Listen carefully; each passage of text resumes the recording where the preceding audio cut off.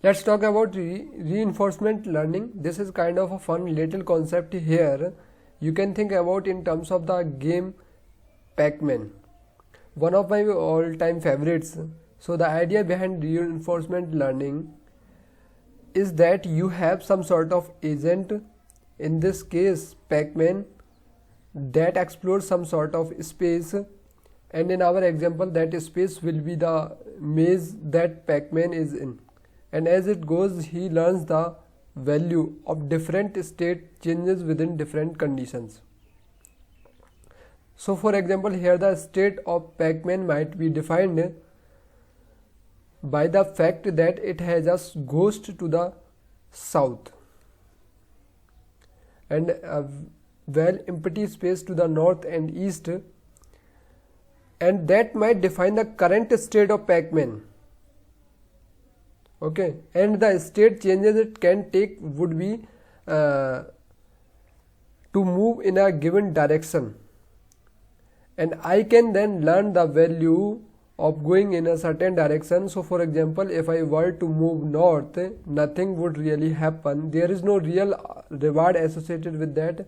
But if I were to move south, I would be destroyed by the ghost, and that would be the amazing. So as I go and explore this entire space, I can build up a set of all the possible states, and that Pac-Man can be in, and the values associated with moving a given direction in each one of those states, and that's reinforcement learning. So as it explores this whole space, it refines these reward values, and it can then use those stored reward values to choose the best decision to make given a current set of conditions. So in addition to Pac-Man, there is also a game called Cat, and is an example that is used commonly that we will look at later. And the benefit of this technique is that once you have explored the entire set of possible states that your agent can be in, you can very quickly have a very good performance when you run different iterations of this. So you can basically, by running reinforcement learning and letting it explore the values of different decisions it can make, and then storing that information to very quickly make the right decision given a future state that it sees in an unknown set of conditions. So a very specific implementation of reinforcement learning is called Q learning, and this formalizes that we just talked about a little bit more. So again, you start with a set of environmental state, we are gonna call that S, and possible states are the surrounding conditions of the agent. So is there a ghost next to me? Is there a power bill in front of me? Things like that. And I have a set of possible actions that I can take in those states. We are gonna call that set of actions A, and in this case of Pac-Man, those possible actions are moving up, down, left or right, and then we have a value for each state action pair that we will call Q. That's why we call it Q learning. So for each state, a given state of condition surrounding Pac-Man, a given action will have a value Q. So moving up might have a given value Q, moving down might have a negative Q value of it, means encountering ghost, for example. So we start off with a Q value of 0 for every possible state that Pac-Man can be in. And as Pac-Man explored the maze, bad things happen to Pac-Man. We reduce the Q value for the state that Pac-Man was in that at the time. Okay, so Pac-Man ends up getting eaten by a ghost. We penalize whatever he did in that current state, and as good things happen to Pac-Man, so as he eats a power bill or eats a ghost, we will increase the Q value for that action for the state that was in. Okay, and then what we can do is use those q values in inform Pacman's future choices and sort of build a little intelligent agent that can perform optimally and make a perfect little Pacman. So getting back to a real example here, some state actions here. Pacman, we can define the current state of Pacman by the fact that he was a well and a space to north to south goes to south, and we can look at the actions he can take. He cannot actually move left at all, but he can move up, down or right, as we can assign a value to all these actions. So by going up or right, nothing really happens at all. There is no power bill or dots to consume, but if we goes left, that's definitely a negative value. So we can say for the state given by the current conditions that Pacman is surrounded by, moving down would be a really bad choices. There should be a negative q value for that. Moving left just cannot be done at all, and moving up or right are just neutral. So the q value would remain 0 for those actions. Choices for that given state. And now you can also look ahead a little bit to make an even more intelligent agent. So I am actually 2 steps away for getting a power pill here. So as Pacman were to explore this state, if I were to hit the case of eating that power pill on the next state, I could actually factor that in the q value for the previous state.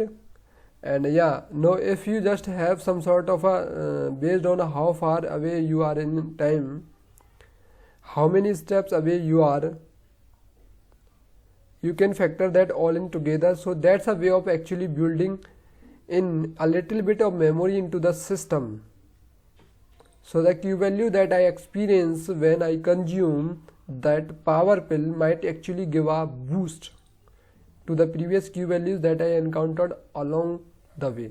So that's a way to make q learning even better.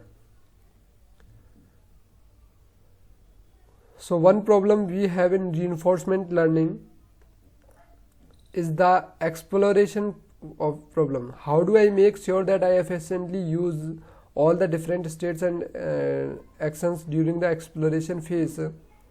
So sort of naive approach is to always choose. So sort of the naive approach here, we can apply the action for a given state with the highest q value that I have computed so far. And if there is a tie, just choose at random. So initially all of my q values might be 0, and I will just pick actions at random at first. And as I started to gain information about better q values for a given actions and given states, I will start to use those as I go, but that ends up being pretty insufficient, and I can actually miss a lot of paths that way. If I just to tie myself into this grid algorithm of always choosing the best q value that I have computed thus far, so a better way is to introduce a little random variations into my actions as I am exploring. So we call that an epsilon, and we have some values that I roll the dice. I have a random number, and if it ends up being less than the epsilon value, I don't actually follow the highest q value. I don't do the thing that makes, I just take a path at random to try it out and see what happens. And that actually lets me explore a much wider range of possibilities, a much wider range of actions for a wider range of states more efficiently during that exploration stage. So what we just did can be described in very fancy mathematical terms. Conceptually it's pretty simple. I explore some set of actions that I can take for a given set of states. I use that to inform the reward associated with the given actions for a given set of states, and after that exploration is done, I can use that information, those q values,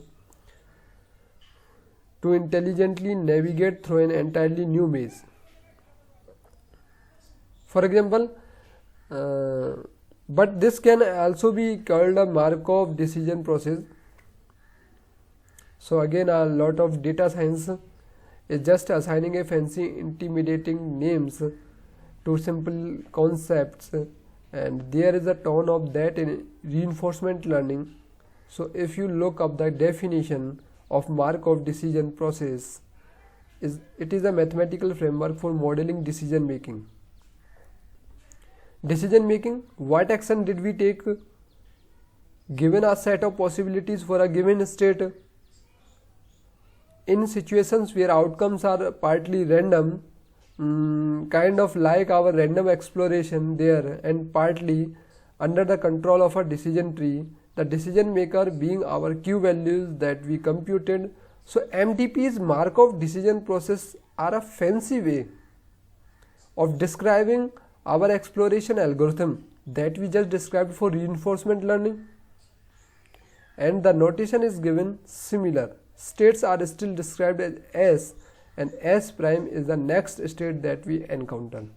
We have state transition functions that are defined as P sub A for a given state to have S and S prime, and we have our Q values are basically represented as a reward function.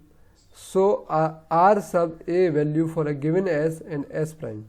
So moving from one state to another has a given reward associated with it, and moving from one state to another is defined by a state transition function. So again describing what we just did, only a mathematical notation and a fancier sounding word, Markov decision process. And if you want to sound even smarter, you can also call a Markov decision process by another name, a discrete time stochastic control process. Holy cow, that sounds intelligent. But the concept itself is the same thing we just described, so even more fancy words. Dynamic programming can be used to describe what we just did as well. Wow, that sounds like artificial intelligence, computers programming themselves, Terminator 2 Skynet stuff, but no, it's just what we just did. So if you look up the definition of dynamic programming, is a method for solving a complex problem like creating an intelligent Pac-Man that's pretty complicated and result by breaking it down into a collection of simpler sub-problems. So for example, what is the optimal action to take for a given state that Pac-Man might be in? There are many different states that Pac-Man could find, but each one of those states represent a simpler sub-problem, or there is a limited set of choices I moved, and there is one right answer for the best move to make, and storing their solutions. Those solutions being the Q values that I associated with each possible actions at each state, ideally using a memory based data structure. Well, of course, I need to store those Q values and associated those with states somehow, right? Next time the same sub-problem occurs, the next time Pac-Man is in a given state, that I have a set of Q values for instead of computing its action. One simply looks up the previously computed the Q value I already have from the exploration state, thereby saving computation time at the expense of a modest expenditure in storage. That exactly what we did with reinforcement learning. We have a complicated exploration phase that finds the optimal rewards associated with each action for a given state, and once we have that table of the right action to take for a given state, we can very quickly use that to make our Pac-Man move in a optimal manner in a hole that he has not seen before. So reinforcement learning is also a form of dynamic programming. Wow. So to recap, you can make an intelligent Pac-Man agent by just having it semi-randomly explore different choices of movement given different conditions, where those choices are actions, that conditions are states. We keep track of the reward or penalty associated with each action or state as we go, and we can actually discount going back multiple steps if we want to make it even better, and then we store those Q values that we end up associating with each state, and we can use that to inform its future choices. So we can go into a whole new maze and have a really smart Pac-Man that can avoid the ghost and eat pretty effectively all on its own. It's a pretty simple concept, very powerful through, and you can also say that you understand a bunch of fancy terms because it's all called the same thing: Q learning, reinforcement learning, Markov decision process, dynamic programming, all tied up in the same concept. So I don't know, I think it's pretty cool that you can sort of artificially intelligent Pac-Man through such a simple technique, and it really does work. If you want to go look at in more detail, here are a few examples you can look at that have some potentially play with it. So there is a Python Markov decision process toolbox that it reads up in all that terminology we talked about. Here is an example you can look at, a working example of the cat and mouse, and there is actually a Pac-Man example you can look at online as well that ties in more directly with that. So feel free to explore these links and learn even more about it, but that is reinforcement learning in a nutshell. So that's a reinforcement learning.